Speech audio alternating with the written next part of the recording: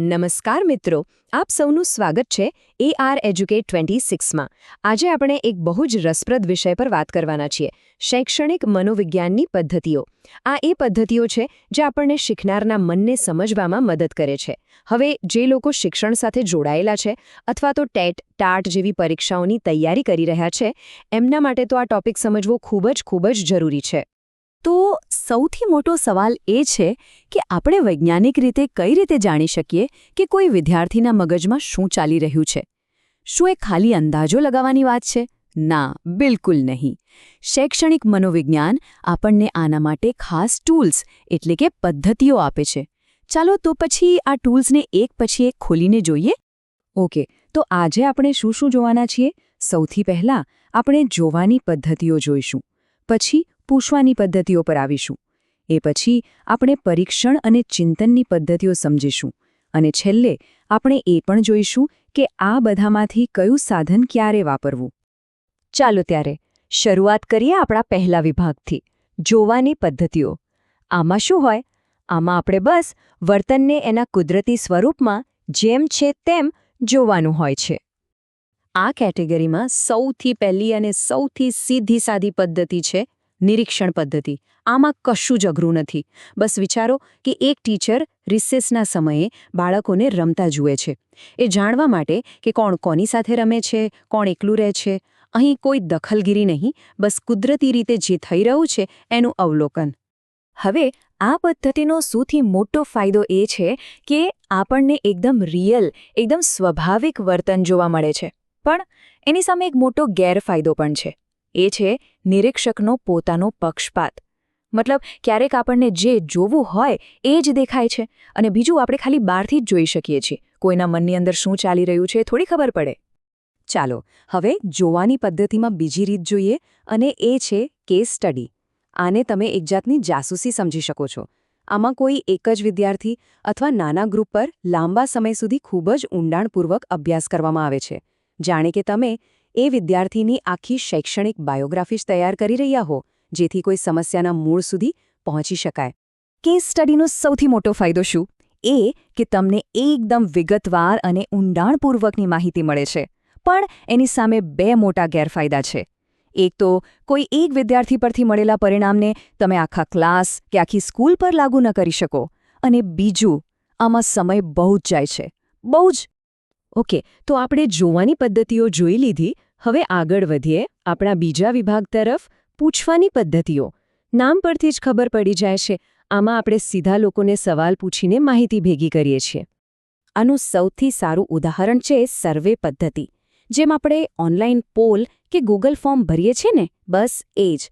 આની ખાસિયત એ છે કે એક સાથે હજારો લોકો પાસેથી બહુ જ ઓછા સમયમાં માહિતી ભેગી કરી શકાય છે. દાખલા તરીકે સ્કૂલના બધા વિદ્યાર્થીઓને પૂછવું કે તેઓ દિવસમાં કેટલા કલાક વાંચે છે. પણ અહીંયા એક મોટો સવાલ છે. શું લોકો હંમેશા સાચું જ કહે છે? વિચારો. ઘણીવાર લોકો એવો જવાબ આપે છે જે સારો લાગે, સાચો હોય એ જરૂરી નથી. આને કારણે આપણા ડેટાની વિશ્વસનીયતા પર પ્રશ્નો ઊભો થાય છે, ખરું ને? પૂછવાની પદ્ધતિઓમાં બીજી એક રીત છે ક્લિનિકલ પદ્ધતિ. આ એકદમ 1-to-1 વાતચીત જેવી છે. જેમ ડૉક્ટર દર્દી સાથે વાત કરીને રોગનું નિદાન કરે છે, એમ જ મનોવૈજ્ઞાનિક કે કાઉન્સેલર કોઈ વિદ્યાર્થીની શીખવાની કે ભાવનાત્મક સમસ્યાને સમજવા માટે આ પદ્ધતિનો ઉપયોગ કરે છે. આ એક ઊંડાણપૂર્વકની વાતચીત છે. આનો અપ્રોચ એકદમ સ્ટેપ બાય સ્ટેપ હોય છે. પહેલું સ્ટેપ, વાતચીત કરીને સમસ્યાને સમજવી. બીજું સ્ટેપ, એ સમસ્યાનું મૂળ કારણ શું છે એ શોધવું. અને ત્રીજું સ્ટેપ, એના આધારે વ્યક્તિગત માર્ગદર્શન અને સપોર્ટ આપવો. પણ એક વાત ખાસ યાદ રાખવા જેવી છે, આ કામ કોઈ પણ ન કરી શકે. આના માટે એકદમ ટ્રેન્ડ એક્સપર્ટની જ જરૂર પડે. ચાલો હવે આવી ગયા છે આપણા ત્રીજા અને અંતિમ વિભાગ પર, પરીક્ષણ અને ચિંતનની પદ્ધતિઓ. અહીં આપણે બે બિલકુલ અલગ પદ્ધતિઓ જોઈશું. એક છે એકદમ વૈજ્ઞાનિક, લેબ જેવી, અને બીજી છે એકદમ વ્યક્તિગત, અંદરની વાત. પહેલી છે પ્રાયોગિક પદ્ધતિ. આને મનોવિજ્ઞાનની લેબોરેટરી કહી શકાય. આ સૌથી વધુ વૈજ્ઞાનિક પદ્ધતિ છે. આમાં આપણે કારણ અને અસરનો સંબંધ સ્થાપિત કરીએ છીએ. જેમ કે આપણે બે ગ્રુપ બનાવીએ, એક ગ્રુપને નવી રીતે ભણાવીએ, બીજાને જૂની રીતે, પછી જોઈએ કે કોના માર્ક્સ વધારે આવ્યા. આનાથી આપણને પાક્કો જવાબ મળે કે નવી રીત કામ કરે છે કે નહીં. એટલે જ જ્યારે સવાલ એ હોય કે શું ખરેખર કામ કરે છે, ત્યારે આ પદ્ધતિ ગોલ્ડ સ્ટેન્ડર્ડ ગણાય છે. એ આપણને કેમનો જવાબ આપે છે. પણ આનો એક ગેરફાયદો એ છે કે લેબ જેવું કંટ્રોલ્ડ વાતાવરણ ક્યારેક વાસ્તવિક જીવનથી થોડું અલગ, થોડું કૃત્રિમ લાગી શકે છે. અને હવે જોઈએ બીજી પદ્ધતિ, આત્મનિરીક્ષણ. આ તો સૌથી જૂની પદ્ધતિ છે. આમાં બીજું કંઈ નહીં, બસ વ્યક્તિએ પોતાની અંદર જોવાનું હોય છે અને પોતાના વિચારો, પોતાની લાગણીઓ વિશે જાતે જણાવવાનું હોય છે. આ ક્ષણે મને કેવું લાગે છે એનો જવાબ પોતે જ આપવાનો. પણ આની સૌથી મોટી મર્યાદા શું છે? એ જ કે આ પદ્ધતિ બિલકુલ વૈજ્ઞાનિક નથી. કેમ? કારણ કે એ સંપૂર્ણપણે વ્યક્તિગત છે. હું જે અનુભવું છું એની ચકાસણી બીજું કોઈ કેવી રીતે કરી શકે? એટલે જ આના પરથી કોઈ સામાન્ય તારણ કાઢી શકાતું નથી. આ સૌથી ઓછી વિશ્વસનીય પદ્ધતિ ગણાય છે. તો મિત્રો, આપણે અત્યાર સુધીમાં અલગ અલગ ઘણી બધી પદ્ધતિઓ જોઈ.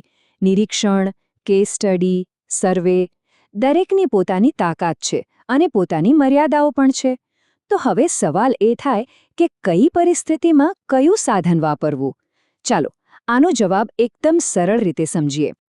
અહીં જુઓ, આ ટેબલ આખી વાતનો સાર આપી દે છે. જો તમારે કોઈનું કુદરતી વર્તન જોવું હોય તો નિરીક્ષણ શ્રેષ્ઠ છે. પણ જો કારણ અસર જાણવી હોય તો પ્રાયોગિક પદ્ધતિ સિવાય કોઈ વિકલ્પ નથી. મોટા ગ્રુપના વિચારો જાણવા સર્વે કામ લાગે અને કોઈ એક વ્યક્તિને ઊંડાણથી સમજવા માટે કેસ સ્ટડી. મતલબ કોઈ એક પદ્ધતિ બેસ્ટ નથી. તમારી જરૂરિયાત શું છે એના પર બધો આધાર છે. અને આજના આખા ચર્ચાનો સૌથી મહત્વનો મુદ્દો આ જ છે. એક સાચું અને સંપૂર્ણ ચિત્ર મેળવવા માટે ઘણીવાર એક કરતાં વધુ પદ્ધતિઓનો સાથે મળીને ઉપયોગ કરવો પડે છે. દરેક પદ્ધતિ પઝલનો એક ટુકડો આપે છે અને બધા ટુકડા ભેગા થાય ત્યારે જ આખી ઇમેજ ક્લિયર થાય છે. ચાલો, આ વિષયને આપણે એક સવાલ સાથે પૂરો કરીએ. જરા વિચારો, જો તમારા ક્લાસમાં કોઈ વિદ્યાર્થી ભણવામાં ખૂબ જ સંઘર્ષ કરી રહ્યો હોય, તો તમે એને સમજવા માટે કઈ બે પદ્ધતિઓનો ઉપયોગ સૌથી પહેલાં કરશો અને શા માટે? કદાચ તમે તેની સાથે વાત કરવા માટે ક્લિનિકલ પદ્ધતિ વાપરશો અને ક્લાસમાં તેનું વર્તન જોવા માટે નિરીક્ષણ પદ્ધતિ. આના પર જરૂરથી વિચાર કરજો. આ જ રીતે આપણે આ જ્ઞાનને વ્યવહારમાં મૂકી શકીએ છીએ. આવી જ વધુ મહત્વપૂર્ણ માહિતી માટે અમારી ચેનલને સબસ્ક્રાઇબ કરો.